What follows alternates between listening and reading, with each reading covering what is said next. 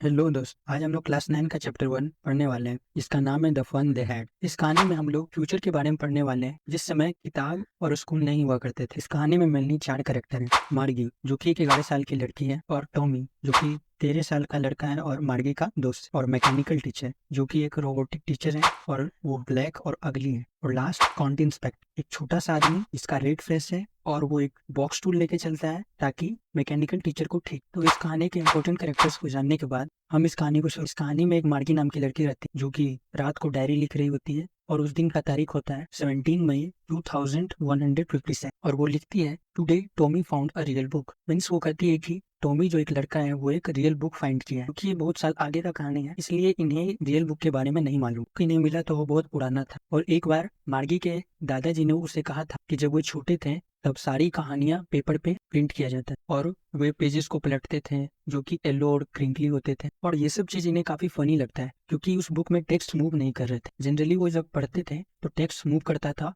और वो जब वापस लौटते थे तो वो उसी तरह का टेक्स्ट नहीं। टॉमी कहता है कि किताब को एक बार यूज करने के बाद हम लोग फेंक देते हैं, लेकिन हमारा जो टेलीविजन है उसमें हम लोग मिलियंस ऑफ बुक रख सकते हैं और उसे हम लोग कभी फेंकते भी नहीं। मार्गी इस बात से एग्री करती है और मार्गी उसे पूछती है, टॉमी ये बुक तुम्हें कहाँ से मिला? तो टॉमी बोलता है कि मुझे ये बुक एटिक में मिला। एटिक एक स्टोर रूम को कहते हैं। इसके बाद मार्गी उसे पूछती है कि ये बुक किस चीज के बारे में है? तो टॉमी कहता है स्कूल। तो मार्गी इससे काफी खुश नहीं होती है क्योंकि उसे लगता है कि ये सेम हम ही लोग का तरह स्कूल है जो कि अभी चल रहा है। मार्गी स्कूल को हेट इसलिए करती थी क्योंकि जो मैकेनिकल टीचर था वो टेस्ट पर टेस्ट ले रहा था और ज्योग्राफी में उसका काफी कम मार्क्स आ रहा था और दिन पर दिन मार्क्स उसका घटते ही जा रहा। तो मार्गी की मदर अकाउंटिंग इंस्पेक्टर को बुलाती है ताकि मैकेनिकल टीचर को ठीक कर सके, और वो मैकेनिकल टीचर रेड फेस वाला आदमी और एक टूल बॉक्स लेके चलता था। वो मार्गी को देखकर हंसता है और मार्गी को एक एप्पल देता है खाने के लिए। आधे घंटे बाद अकाउंटिंग इंस्पेक्टर इस मैकेनिकल टीचर को ठीक कर देता है। हालांकि मार्गी ऐसा नहीं चाहती। मार्गी मैकेनिकल टीचर को काफी हेट करती है। इससे भी ज्यादा मार्गी उस वक्त हेट करती थी जब उसे स्लॉट में होमवर्क और टेस्ट पेपर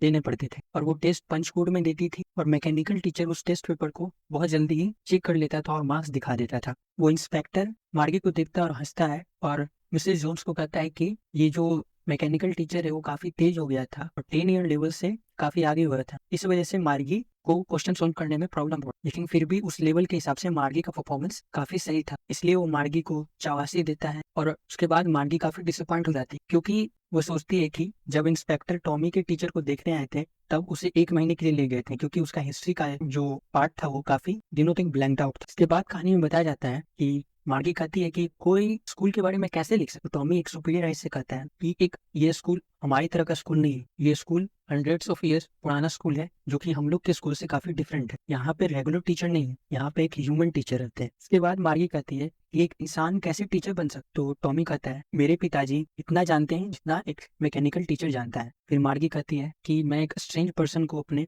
घर में अलाउ नहीं करूंगा, वो मुझे आकर पढ़ाए। टॉमी एक हंसी के साथ कहता है कि तुम ज्यादा नहीं जानते, टीचर जो है आते नहीं है, सेपरेट बिल्डिंग में रहते हैं और वहाँ सभी बच्चे जाते हैं और सभी बच्चे सेम थिंग लिखते हैं और वो सारे सेम एज के रहते हैं। उसके बाद मार्गी मेरी मम्मी कहती है कि एक टीचर को एक बच्चे के हिसाब से एडजस्ट करना चाहिए, उसके माइंड को क्या फिट करे। टॉमी इस बात से गुस्सा हो जाता है और कहता है कि अगर तुम्हें इस बुक में इंटरेस्ट नहीं है तो तुम मत पढ़ो। लेकिन मार्गी कहती है कि नहीं, ऐसा नहीं है, मैं इस फनी स्कूल के बारे में पढ़ना चाहती हूँ। वे दोनों कहानी को आधा फिनिश भी नहीं किए होते तभी मार्गी की मम्मी उसे बुला लेती क्योंकि मार्गी का उस वक्त क्लास हो। मार्गी और टॉमी को कहती है कि क्या मैं ये बुक बाद में आके पढ़ सकती हूँ? तो टॉमी कहता है मे बी, और वो फिर बिसल बजाते हुए अपने डस्टी बुक्स को अपने आर्म के अंदर रख के चल देता है। मार्गी स्कूल रूम में जाती है जो कि उसके ठीक बेडरूम के बगल वाले रूम में था, और वो जो मैकेनिकल टीचर था ऑलवेज ऑन रहता है और उसका वेट करता है एक्सेप्ट सैटरडे और संडे। और मार्गी की मम्मी कहा करती थी कि एक बच्चा तभी सीखता है जब वो एक रेगुलर आवर्स पे पढ़ता है। उसके बाद मैकेनिकल टीचर का स्क्रीन खुलता है और वो कहता है today's arithmetic lesson is on the addition of proper fraction, please insert studies homework in the proper slot. इसका मतलब मैकेनिकल टीचर कहता है कि आज का लेसन है अर्थमेटिक पे जो कि